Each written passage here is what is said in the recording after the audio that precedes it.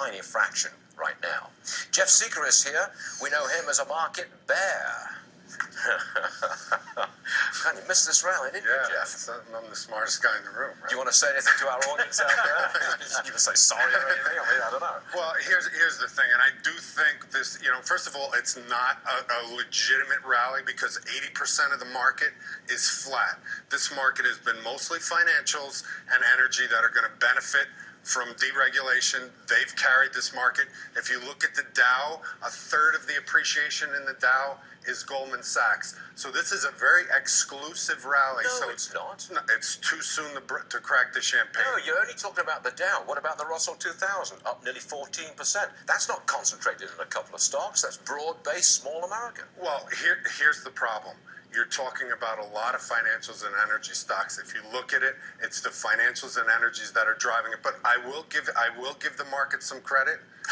What a guy. I will give the market some credit. The market has shown a lot of vigilance when it comes to a lot of the headwinds that are on the horizon. But here's what investors have to realize. We are going to see interest rates move up. We are going to see strength in the dollar. And all this hype over Trump, and I believe that Trump is going to be very, very good for the economy, but the stock market is artificially inflated by the central bank, and that's about to go away. So we're not going to get to 20,000 on the Dow by Christmas? I think we're going to get awfully close. I think we could touch it. I think we're getting awfully close. I'm reading between the lines here, Jeff. You clearly think that there's some kind of pullback coming fairly soon. Yeah, I really do, because here's the thing.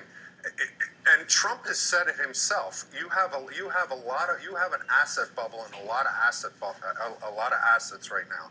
So investors are going to eventually realize that a lot of this sentiment regarding the markets have been geared towards the excitement about all of these policies that he's talking about coming to fruition.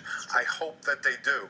But there's also the one factor that has been carried this market, and it's lower interest rates. And there's projections from a lot of the investment banks and a lot of people in the know, myself included, that believe that we're going to see 3 interest rate increases in the next year.